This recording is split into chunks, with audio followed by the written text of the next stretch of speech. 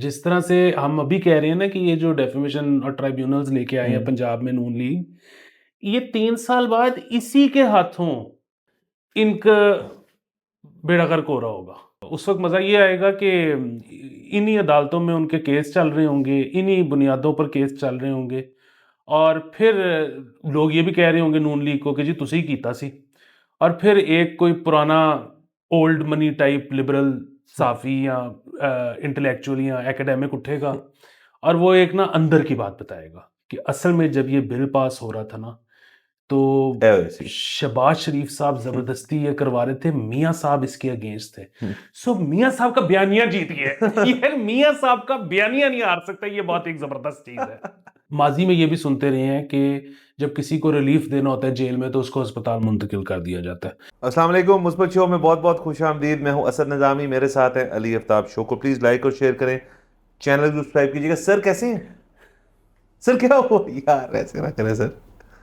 मैं खामोश हूँ सर। सर गर्मी लग रही है। सर गर्मी है, क्या है सर?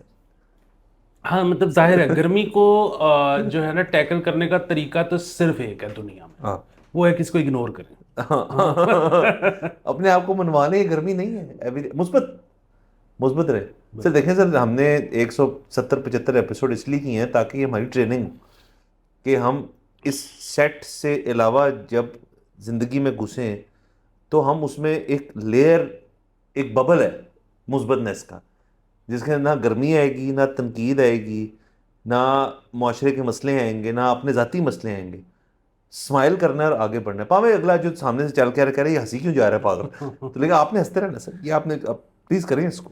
बिल्कुल ठीक है। अब मैं ना उनको पहले तो मैं सर्दी वालों को जज करता था, अब मैं उनको भी बड़ा जज करता हूँ जो कहते हैं ना कि जी ये ठीक है, वो जो बरसात बड़ी बुरी होती है और भाई हाँ, बरसात बहुत बेहतर है बहुत आ इससे। रहा है सर। मतलब बरसात में सर एसी का सीजन है ना। बरसात में आप पखे के सामने बैठ जाओ तो वो भी गुजारा हो हाँ जाता हाँ। है। हाँ, वो स्प्रे ले लें पानी वाला और वो बस सर गुजारा हो जाता है बरसात में। ज़ाहिर है और बड़े मसले होते हैं, मतलब सड़कों पे पानी शानी का काफ़ी इशू होता है। बट एक्सट्रीम वेदर के कई साल जो आने लगे हैं अभी। इनफैक्ट क्लाइमेट चेंज मिनिस्ट्री ने कहा है कि ये हीट वेव्स आए। हम तो हीट वेव की बात करें ना, ये जून तमाम आपका जो है हीट हीट वेवी थोड़ा चलेगा आपका। तो, तो सर रेडी रहें आप। ये आपको पता है, मैं शुरू में सारी जो मनफी चीज़ें हैं वो निकाल देता हूँ ताकि हम मुस्बत रहें। बल्कि इनफैक्ट हमारे एक अदद एपिसोड में किसी ने कमेंट भी किया कि आपकी शो में से मुस्बतनेस कम हो रही है, इसलिए सर हमने आज सर आपने हिम्मत करनी है थोड़ी सी बेस्ट हो गया आज, सब यस कर दें। आज। हाँ, लेकिन हम तस्दीक के साथ बिल्कुल। तो सर मैं शुरू करना चाहता हूँ एक फ्रॉड से, जो कि मेरे साथ हुआ। फूड पैंडा, बहुत बड़े लोग तंग होंगे, तंग होते होंगे उससे। मैंने एक नई चीज़ अनकवर की है कि जो सिस्टम उनके राइडर्स ने डाला हुआ। अब उनके राइडर से मेरी बड़ी हमदर्दी है। मैं अमूमन उनका कभी वो डिलीवरी के लिए आए हों तो मैं हेल्प भी कर देता होता हूँ। बड़ी जरूर अच्छी चीज़ है, वो एक बड़ी सर्विस कर रहे हैं आपकी, मतलब आपकी लेजीनेस को फ़रोग दे रहे हैं, तो बनता है।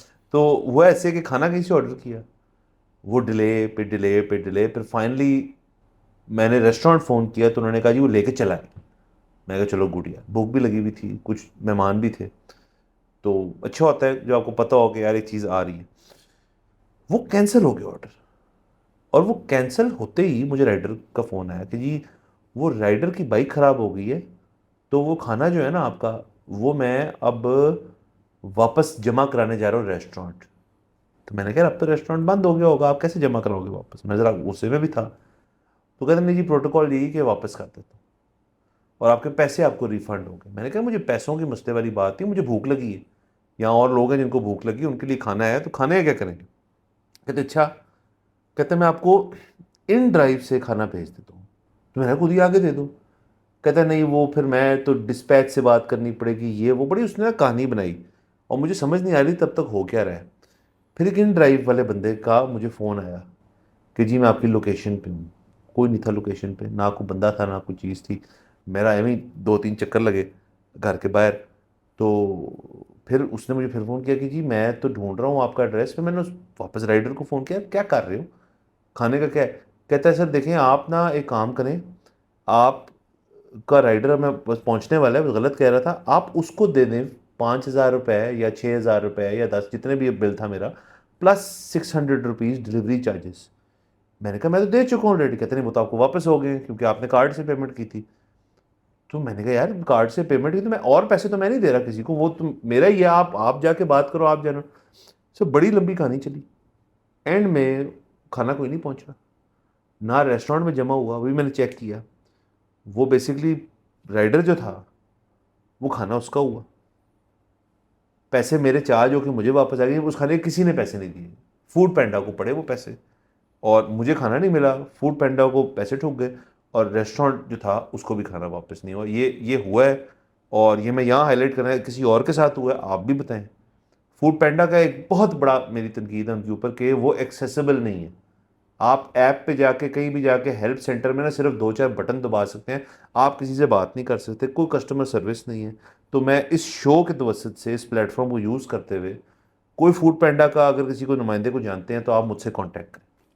सर मेरा ये, मैं तो इस पर्टिकुलर ज़ाहिर है इवेंट का चश्मदीद गवाह नहीं हूँ, मुझे नहीं पता क्या हुआ, लेकिन अमूमन ये होता है कि, और इसीलिए रेस्टोरेंट्स जो है ना वो कुछ देर के लिए फूड पांडा पे रहते हैं। हाँ उसकी वजह ये है कि वो कहते हैं कि जी इससे हमें जो है वो ज़रा लोगों को पता लग जाता है कि हम हैं, हाँ, हम बचता आ तो रहे उनको हैं। कुछ नहीं है सच। उनको बचता कुछ नहीं है क्योंकि फूड पांडा के अपने एक तो फीस काफ़ी हाँ ज़्यादा है, जी, लेकिन खैर उसका भी इलाज निकाल लिया हुआ रेस्टोरेंट्स ने। उसकी वजह ये है कि रेस्टोरेंट जो अपना मेन्यू रखते वो हैं महंगा रखते हो वो महंगा रखते हैं फूड पांडा पे, लेकिन वो इसलिए नहीं बचता कि जितनी cancellation for what ever reason है वो पड़ेगी रेस्टोरेंट को। सो जिस तरह से आप कह रहे हैं ना कि वो रात को रेस्टोरेंट बंद था, तो वो उनको रिपोर्ट कर दिया होगा या करते हैं अमूमन। इस केस की मैं बात नहीं कर रहा, हाँ लेकिन वो कहते हैं कि जी हम तो वापस आए थे तो आपका रेस्टोरेंट बंद था, तो वो ऑर्डर कैंसिल हो गया या बाइक ख़राब हो गई या वट एवर। सो वो ये है कि कुछ भी मसला हो जाए तो वो रेस्टोरेंट को पड़ जाता है। सो बुनियादी बात यह है कि वो बेसिकली शायद, अब आई एम अज्यूमिंग, मुझे नहीं पता क्या हुआ, कि शायद कोशिश ये थी, खाना मारने की कोशिश नहीं थी, अच्छा वो कोशिश ये थी कि ऑर्डर कैंसिल हो जाए, आपके पैसे आपको वापस मिल जाएं। खाना वो वापस नहीं करवा सकता रेस्टोरेंट को क्योंकि रेस्टोरेंट बंद हो चुका हुआ है। सो अब खाना है, हाँ उसके आप कैश पे कर दें। यस, जो मैंने नहीं दिया तो वो थी बेसिकली वो कोशिश। हम again that's what I was saying कि मतलब सर इसमें जो फूड पैंडा के अंदर लूप होल्स बड़े हैं, इस तरह से लोग बड़ी, जो इनकी शॉप्स वाला है उसमें अगर ऑर्डर कैंसिल हो जाए, आपके पैसे वापस और कमोडिटी अगर जो भी है वो रह जाए, तो वो उसका क्या होता है फिर, वो वापस होती है नहीं होती। तो ये थोड़ा सा मैंने कहा हमारे शो का मकसद ही है कि हम थोड़ा इन्वेस्टिगेट भी करें, तो ये मैंने बखैर पब्लिक के लिए बात रख दी है। आप डिसएग्री करते हैं तो ठीक है, वैसे शुरू में मैंने ये कह दिया कि मैं राइडर से बड़ी हमदर्दी रखता हूँ, वो बड़े अच्छे लोग होते हैं, बड़ी मेहनत करते हैं, लेकिन फिर जब सर भूख लगी हो ना तो बंदा किसी को नहीं देखता आगे। हाँ ये नहीं वो मसला, बात खासकर है। मेहमान आए हो ना, तो मैं खुद हूँ तो कोई मसले वाली बात नहीं, मेहमान हो तो जरा फिर एम्बेरसमेंट होती है। बिल्कुल, असल में मार्ट में तो वही वाली चीज़ है ना कि मतलब सिवाय फ्रूट के जो कि शायद थोड़ा ख़राब हो सकता है, अदरवाइज तो मतलब डब्बे के अंदर कोई चीज़ है तो वो कल हाँ अगले दिन भी वापस हो जाएगी। हाँ बिल्कुल, लेकिन रेस्टोरेंट्स जो है ना, तो ये मतलब मसला मैं है। किसी एक रेस्टोरेंट को भी नहीं जानता जो फूड पांडा से खुश हो।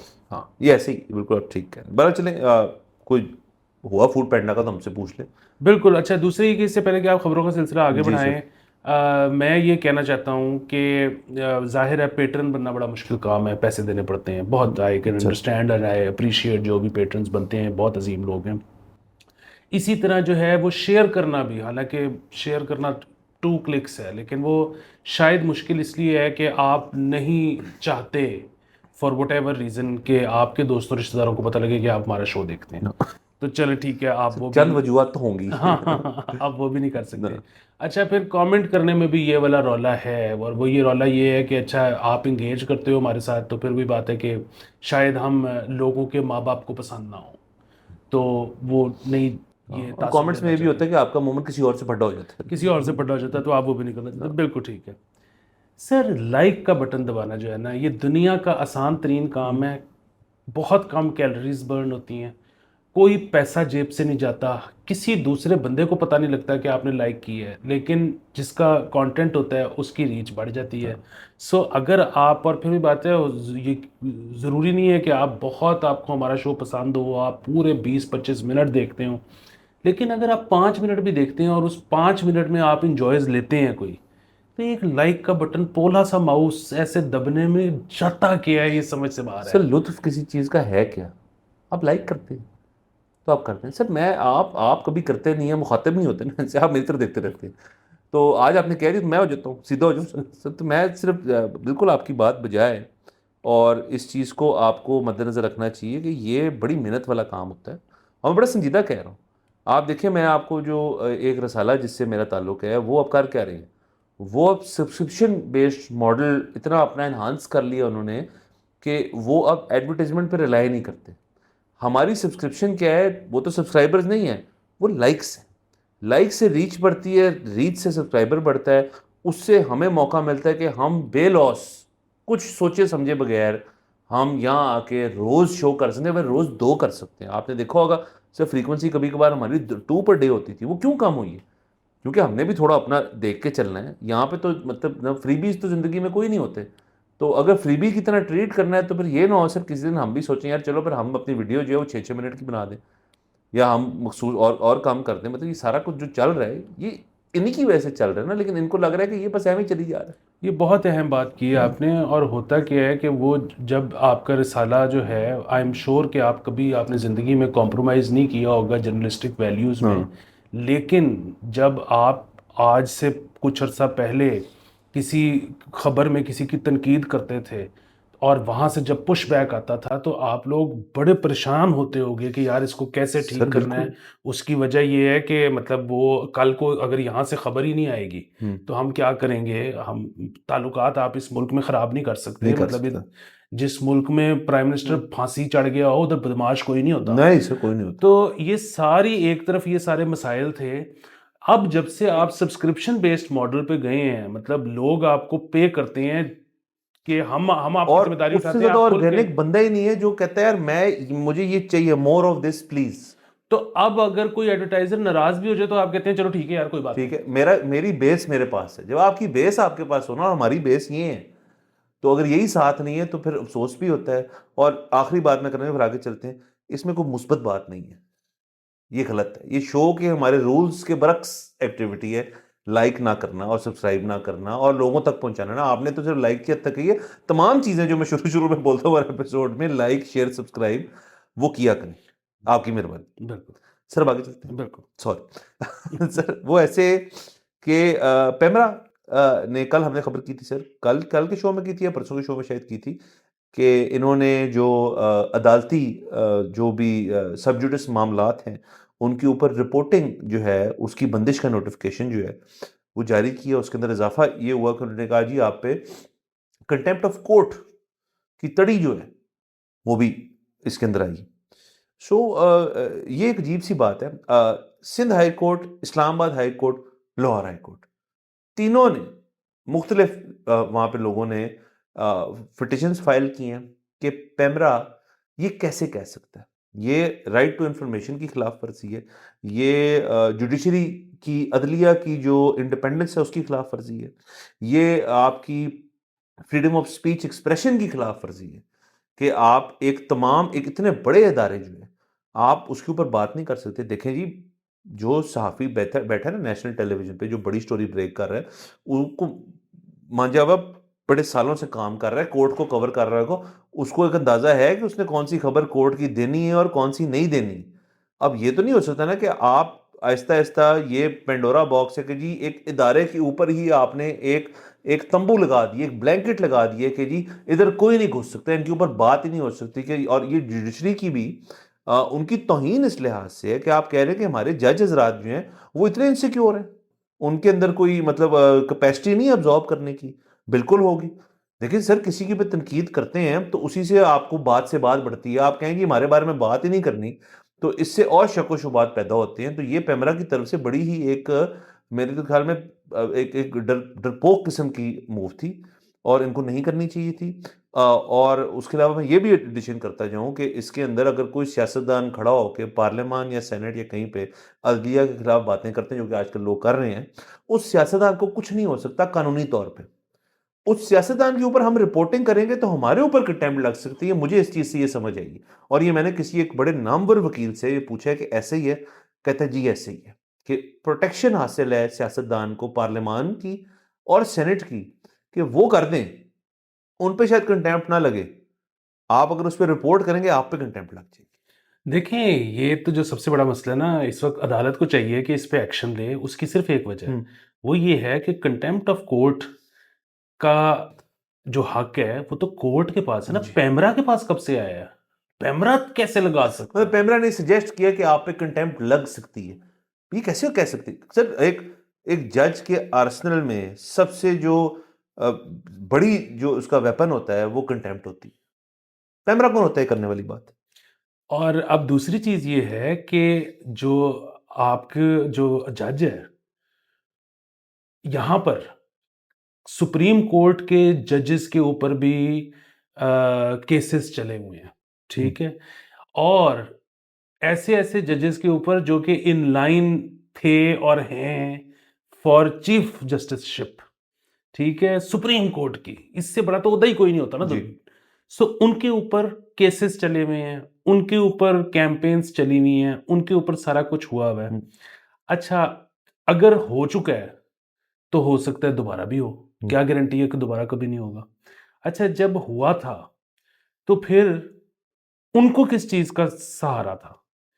कि मीडिया जब रिपोर्ट करता था तो उनके हक में भी रिपोर्टिंग होती थी। और मीडिया ने कई जगहों पर इस चीज़ को अनर्थ किया था कि जी ये गलत हो रहा है। और अगर वहाँ पे वो मीडिया ना करता, तो पूरे मुल्क में तासुर क्या होता है कि ये तो जज खराब है।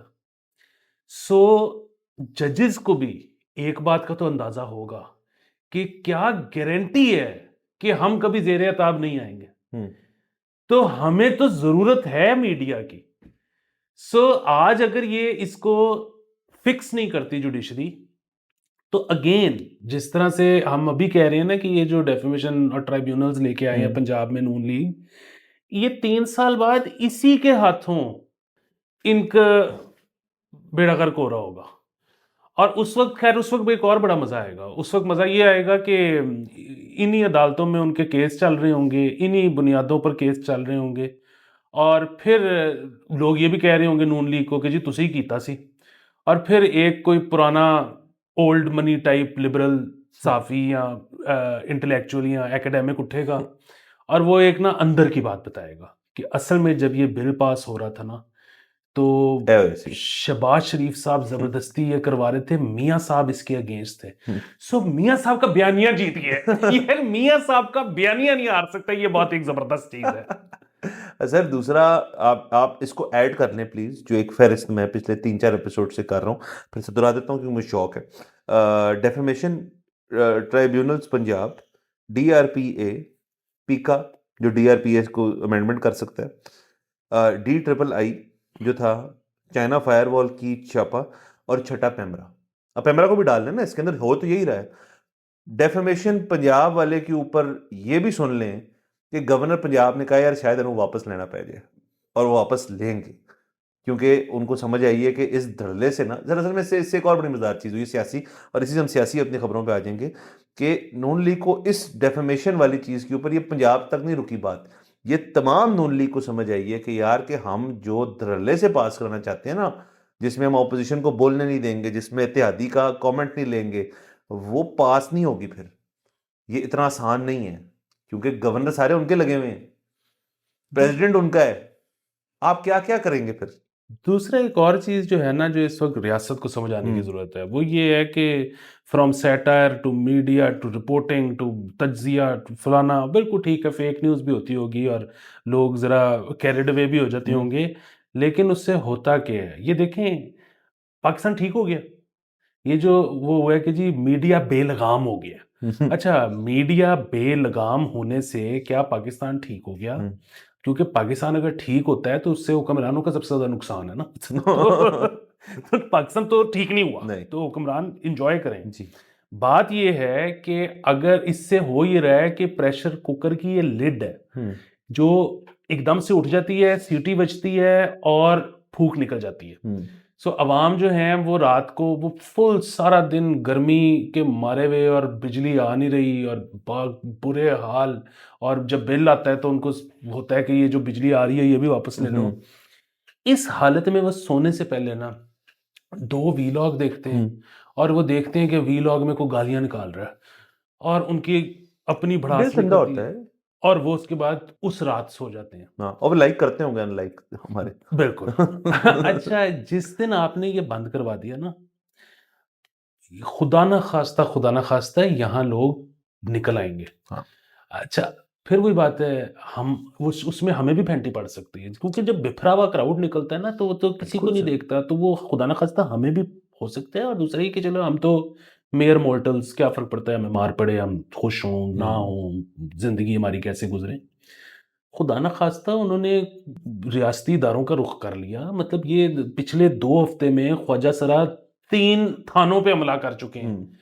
और बात यहाँ तक ना लेके जाएँ, हाँ।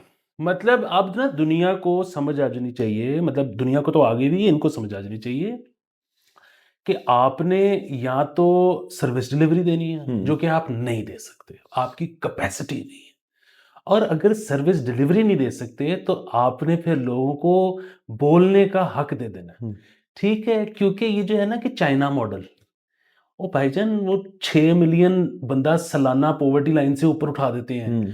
वो जितनी मर्जी सख्ती करें, उनकी कोई 50 करोड़ की आबादी है जो पिछले 20 साल हम्म। में पॉवर्टी लाइन से ऊपर आई है, और वो कह रहे हैं कि यार बस ठीक है यार, हाँ, जो मतलब बाकी चीजें छोड़ दो। छोड़ दो। हाँ, बिजली कितने की है सर वहां पे, आपको पता है?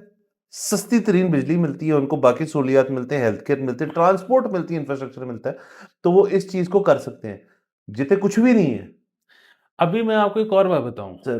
खुदा ना खास्ता, क्योंकि इस तरह की रिपोर्ट्स आ रही हैं, क्योंकि पूरी दुनिया जो है वो इस वक्त एक इकोनॉमी उसकी ख़राब हो रही है, उसमें चाइना भी शामिल है। क्योंकि जाहिर है, मतलब चाइना को हम्म। आइसोलेशन में तो नहीं ना रहता, जब पूरी दुनिया का मसला होता है तो फिर वो इफेक्ट चाइना पे भी होता है। तो चाइना, हमें उसी तरह से बहुत ज़्यादा खबरें नहीं मिलती हैं और वो सारा कुछ नहीं मिलता है, हम्म। लेकिन चाइना की भी, अगर खुदा ना खास्ता, हमारा भाई मुल्क है, हम कभी ऐसा नहीं चाहते, लेकिन खुदा ना खास्ता उनकी भी इकोनॉमी नीचे गई ना, और वो उस तरह से लोगों को ना सर्विस डिलीवरी दे सके, और वहां पे भी ये मसले बन जाएंगे। सो आप अगर, अगेन, आपने चाइना का बिजनेस, आप चाइना का मॉडल इसलिए नहीं फॉलो कर सकते क्योंकि आपकी कैपेसिटी नहीं है। सर बाकी ये मॉडल फॉलोइंग जो है ना, इसकी मुझे एक तो समझ नहीं आती। जो इशारों पे काउंटडाउन है वो टर्की से मॉडल लेकर आए हम। चाइना के प्लान्स जो कुछ वो कर रहे हैं वो चाइना से लेकर आए। चीज़ें हम इंस्पायर होते रहते हैं और मुल्कों से, लेकिन आप अपनी इंट्रिंसिक किस्म की एक सर्वे करें कि ये चीज़ें इम्प्लीमेंटेबल हैं यहाँ पे, तो फिर ठीक है। अच्छा, दूसरा सर, हमारा जो रीजन है, ये खिता जो है, ये बहुत अब इम्पोर्टेंट है इस दुनिया के लिए, क्योंकि दुनिया, पूरी दुनिया की आबादी की आधी, तकरीबन आधी आबादी जो है वो इस छोटे से रीजन में, जिसमें India, China, Pakistan, Bangladesh, Indonesia, ये मुल्क कंप्राइज करते हैं half of the world's population. So इधर की तमाम तर एक्टिविटीज जो हैं वो अब आहिस्ता आहिस्ता ज्यादा इंपॉर्टेंट होने लगी हैं वेस्ट वेस्ट से, अगर हो नहीं चुकी। क्यों अमेरिका चाइना चाइना करता है? मैं तो इस चीज से भी डिसएग्री करता हूँ। बहुत लोग कहते हैं कि अमेरिका ने हमारी तरफ देखना छोड़ दिया है, ये वो।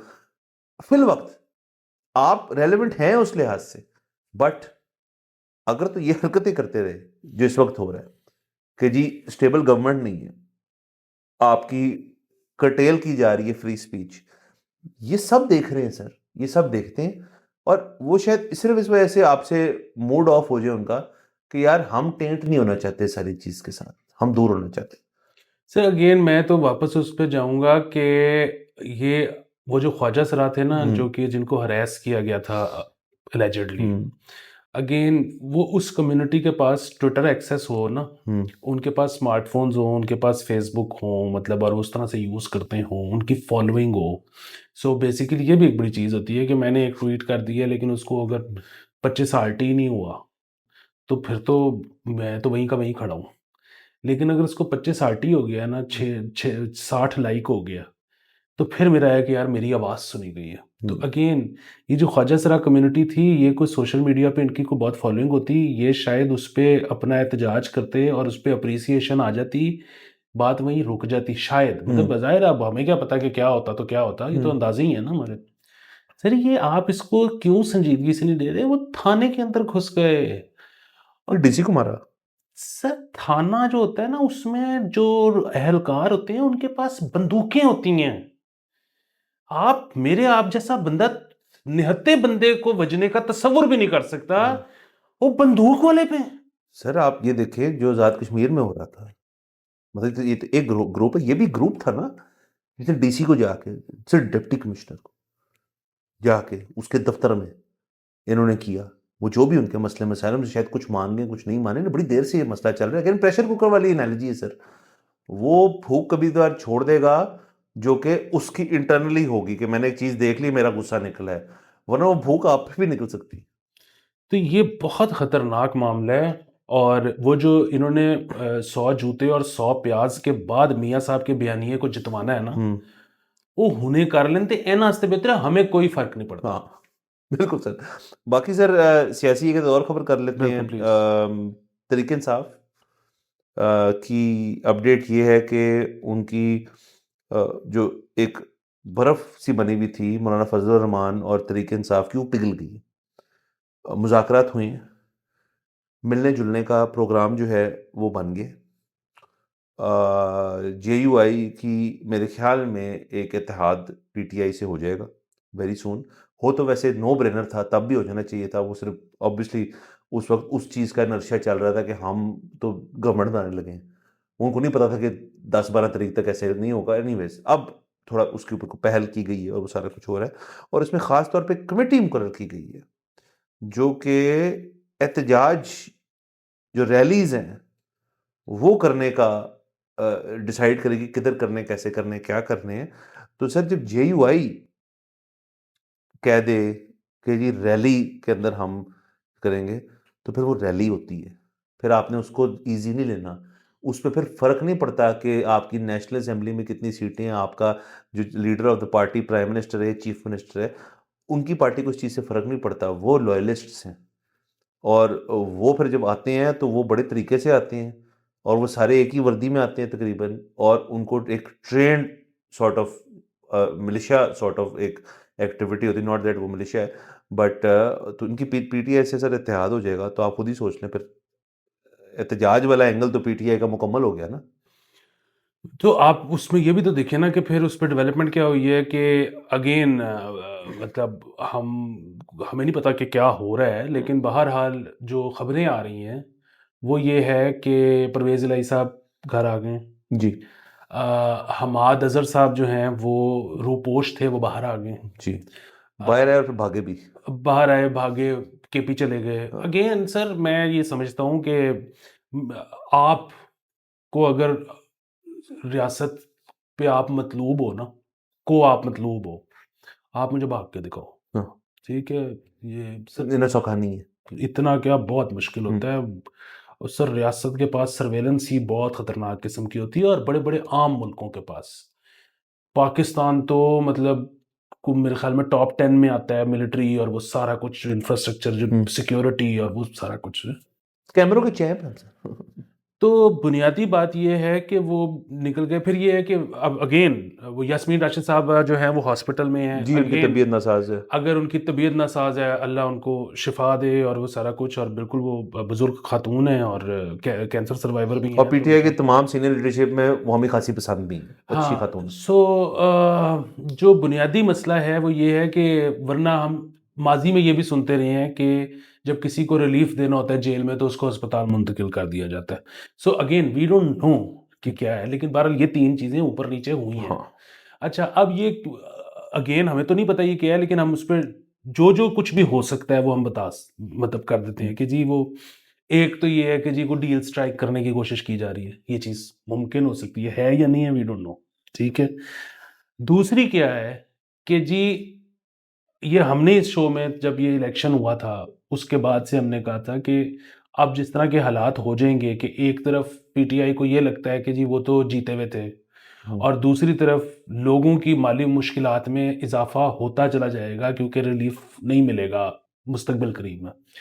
तो फिर उसमें अगेन हम जो ये कहते थे कि यार ये मॉब और ये सारा कुछ नहीं होना चाहिए, इसको अवॉइड करना चाहिए। और इसको अवॉइड करने का तरीका ही, अगर आप अपनी ये जो हुकूमत बनी है इसको तवील करने का एक तरीका ये है कि give them small victories every now and then.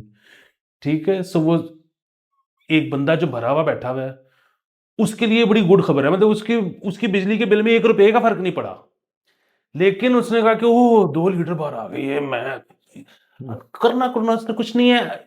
और वो अल्लाह करे कर भी ना सके कुछ, और वो कुछ करे ना, क्योंकि जिस दिन वो करेगा वो घर से बाहर आके खड़ा हो जाएगा, वो एक बड़ा एक अजाब है वो।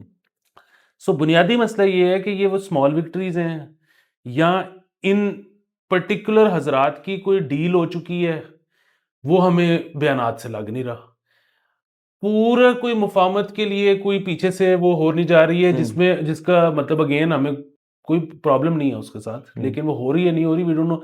सो ये 3-4 चीजें हैं जो हो सकती हैं। हाँ सो आगे आपका अपना अपना टेब है। हाँ सर बिल्कुल। और ये सारी जो सियासी अपडेट्स हैं, ये तो एक तरफ इशारा कर रही हैं। ये अपनी जगह के पीटीआई की स्मॉल विक्ट्री, पीपल्स पार्टी की स्मॉल विक्ट्री। पीपल्स पार्टी ने तो बहुत ज़्यादा आंखें दिखाना शुरू कर दी हैं नून लीग को। ये सिर्फ डेफेमेशन के ऊपर नहीं बल्कि बल्दियाती इंतखाबात के ऊपर भी, क्योंकि उनको ना होगी तकरीबन नून लीग की तरफ से कि हम नहीं करा सकते अभी, तो उस पर पीपल्स पार्टी ने उनको काफ़ी कहा है कि ये तो हमारा अंडरस्टैंडिंग थी कि ये होंगी।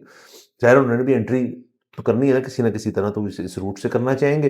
तो वो भी उस पर भी टसल चल रही है, तो इत्तेहादी भी आपके साथ नहीं है। तो एक मुझे वाज़ेह लूज़र जो है इस सारी इक्वेशन में नज़र आ रहा है, और वो नून लीग है। और उसकी सिर्फ आप इस तरह देख लें कि जब मरीम नवाज साहिबा चीफ मिनिस्टर बनी, तो एवरी अदर डे कुछ एक्टिविटी थी, इधर गई है, इधर हुई है, इधर गया। आपको को महसूस हुए थोड़ी सी कमी उसके अंदर पिछले कुछ दिनों में से? बिल्कुल हुई। उसकी वजह है ना सर कि all is not well upstairs. Punjab assembly down stairs है ना, मैं अपस्टेयर्स की बात कर रहा हूँ। तो इस सारी चीज़ को थोड़ा सा अब देखते रहना पड़ेगा कि जो आपका मेरा एक अंदाज़ा था, अल्लाह ना करे वो सच हो, कि महीनों के अंदर गवर्नमेंट जो है उसको बड़े स्यापे पड़ जाएंगे। हम नहीं चाहते ये, हम चाहते हैं कि चलती रहे चीज़ें। बिल्कुल। अच्छा, दूसरा ये आपने बीच में बड़ा अच्छा जिक्र कर दिया, जो पीपल्स पार्टी का उनके साथ एक और मसला हो गया लोकल गवर्नमेंट्स के ऊपर। अच्छा, फिर वही बात है कि पीपल्स पार्टी चाहे गैलरी के लिए ही क्यों ना खेल रही हो, जी चाहे उनका भी दिल ना हो, हाँ लेकिन बहरहाल ये इशू बड़ा इंपॉर्टेंट है। उसकी वजह ये है कि आजकल आपको पता है दोबारा से बहुत ज़्यादा बात होनी शुरू हो गई है प्रॉपर्टी टैक्स के ऊपर, कि जी यहाँ पे प्रॉपर्टी टैक्स बहुत कम है और प्रॉपर्टी टैक्स ज़्यादा होना चाहिए यहाँ पे। मतलब प्रॉबली 6 करोड़ की प्रॉपर्टी पे जो रह रहा है वो शायद 35,000 या 70,000 रुपया प्रॉपर्टी टैक्स दे रहा है, विच इज़ आप कंपेयर करो इंडिया के साथ या न्यूयॉर्क के साथ, तो पता नहीं क्या है। अच्छा, उसमें ना, और वो यहाँ पे एक बड़ी ऑब्वियस सा वो लिया जाता है कि जी जो यहाँ की हाउसिंग सोसाइटीज़ हैं ना, और जाहिर है कि यहाँ पे बड़े बड़े इदारे हैं और बड़े बड़े बिजनेसमैन हैं, और बेसिकली जिसके पास भी बहुत ज़्यादा पैसे आ जाते हैं वो सबसे पहले हाउसिंग या प्रॉपर्टी के काम में जाता है। सो जाहिर है एक कैपिटलिस्ट जो सिस्टम होता है उसमें जिसके पास पैसे होते हैं वो सबसे ज़्यादा, उसके पास एडमिनिस्ट्रेटिव ताकत भी होती है। सो वो आपको प्रॉपर्टी टैक्स ऊपर नहीं बढ़ाने देते, क्योंकि जब प्रॉपर्टी टैक्स ऊपर जाएगा तो प्लॉटों के ऊपर में जो है वो स्पेकुलेशन ख़त्म हो जाएगी, और ये वो सारे मामलात शायद एकदम से पैसा भी बाहर को निकले, क्योंकि वो कहें कि लोग के जी रख के बैठने का तो फ़ायदा कोई नहीं। अच्छा, ये सारी बातें वो हैं जो होती हैं कि जी वो डीएचए नहीं मानता, जी बैरिया नहीं मानता, जी फलाना नहीं मानता। अच्छा, ये तो वो वी डोंट नो मानते हैं वो या नहीं मानते, होगा प्रेशर। एक और बहुत बुनियादी चीज़ ये कि ये लोकल गवर्नमेंट का राइट है, क्योंकि मेरे अगर घर से टैक्स कलेक्ट हो रहा है ना, तो फिर वो मुझे लगा हुआ नज़र आना चाहिए मेरे मोहल्ले के अंदर। वो ये नहीं हो सकता कि आपने मेरे घर से प्रॉपर्टी टैक्स लेके तो आपने 20 बिलियन रुपए का फेक न्यूज़ का का दे सेटअप दी खड़ा कर हाँ दिया वो। सो ये अगेन अगर ये नहीं करते लोकल गवर्नमेंट्स, लेके आते, तो जो इनको हाउसिंग सोसाइटियों से प्रेशर बर्दाश्त करना पड़ता है वो तो करना पड़ता होगा। ये अगर उससे पहले प्रॉपर्टी टैक्स बढ़ाते हैं तो सबसे पहले तो एहतजाज में आपका भाई लीड कर रहा होगा सर। कि ऐसी की तैसी, भाई मैं नहीं दे रहा आपको टैक्स। और बढ़ाया है सर टैक्स, अभी भी बढ़ाया। आप सही है ना, अभी भी बढ़ा है टैक्स। लेकिन ये जब एहतजाज होगा तो प्रॉपर्टी डीलर पीछे होंगे, हाँ मैं आगे हूंगा सर, कि मैं आपके भाई साथ हूँ। बिल्कुल कि जी पहले लोकल गवर्नमेंट्स ले आओ फिर लगा लो। हाँ, और सर आखिरी बात मैं इसी के अंदर आपके ऐड करता हूँ कि प्रॉपर्टी टैक्स के अंदर बड़ी बड़ी मांगते हैं। वो सबसे बड़ी तो ये है कि अगर आप जेल रोड की जो प्राइम आपकी प्रॉपर्टीज हैं, बिल्कुल A1 नई बिल्डिंग्स जो 2-3 खड़ी हो गई हैं जेल रोड में, आप बोल उतरती। सिटी ट्रेड सेंटर तो पुराना है, 2 और इमारतों का जिक्र कर रहा हूँ मैं, ये मैं इसलिए बताऊँ कि मुझे पता है इस बात का। आप यकीन करें, उनका प्रॉपर्टी टैक्स और आपकी जीपीओ की तरफ जाते हुए, शादीन की तरफ जाते हुए, पुरानी बिल्डिंग्स का प्रॉपर्टी टैक्स सेम है।